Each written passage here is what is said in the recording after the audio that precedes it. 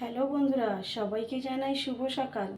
তো আজ মঙ্গলবার, এখন বাজে 10টা 53। আমার পুজো করা হয়ে গেছে। কি বলতো, বৃষ্টির জন্য না খুব দেরি হয়ে যাচ্ছে। দেখো, আজকে কটা ফুল পাওয়া গেল। অন্যদিন কাল তো আমি একটাও ফুল পাইনি, তোমাদের বলেছিলাম। আজকে কটা ফুল পেয়েছি, দুপুরে পুজো করার জন্য রেখে দিয়েছি কটা। দেখো, তো ওয়েদার জানি না কার মানে কোন জায়গায় কেমন আছে, তবে আমাদের এখানে কলকাতায় কিন্তু ওয়েদার খুবই খারাপ। এই যে ঝিরিঝিরি বৃষ্টি পড়ছে, মানে যে ভালো লাগে বৃষ্টিটা।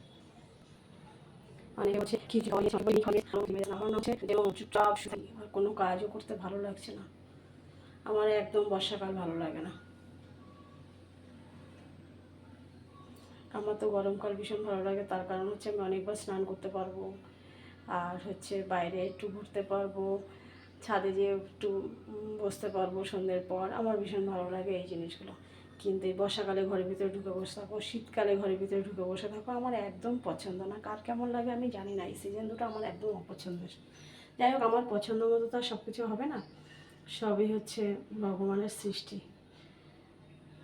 চলো, টাটা।